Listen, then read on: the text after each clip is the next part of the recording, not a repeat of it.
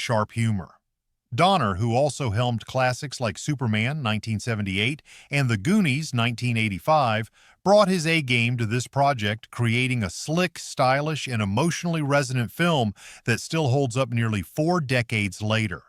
His direction is a big reason why Lethal Weapon feels so dynamic.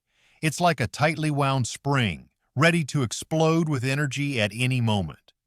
The story centers on 2 Los Angeles Police Department detectives who couldn't be more different, thrown together to tackle a dangerous case.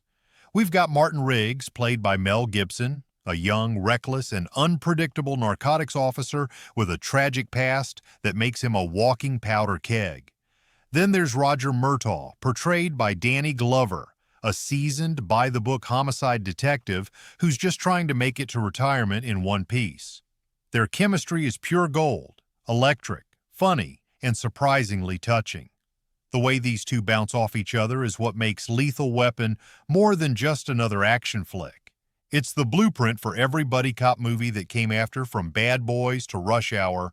Let's talk about the cast because, wow, this film is stacked with talent.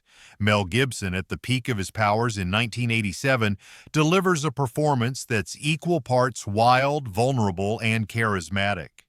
He's the guy you can't take your eyes off, whether he's cracking a joke or diving into danger.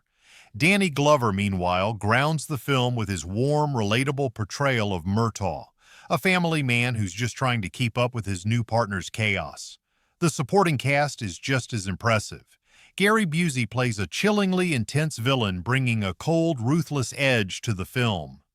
Mitchell Ryan, Tom Atkins, Darlene Love, and Tracy Wolff round out the ensemble, each adding depth to the story.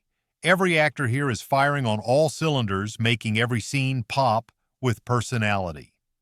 Now, let's get into the money side of things. Lethal Weapon was made on a budget of $15 million, which, by today's standards, is practically pocket change for a blockbuster. But back in 1987, that budget was stretched to its absolute limit.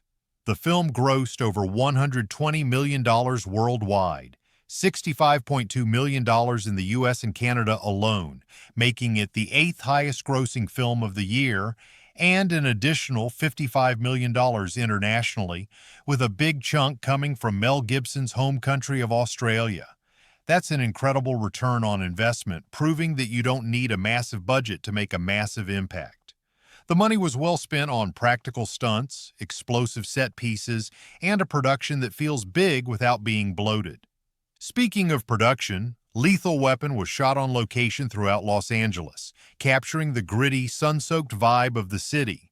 Filming began on August 6, 1986, with key locations including Long Beach, Palos Verdes, Santa Monica, Studio City, West Hollywood, and Inglewood.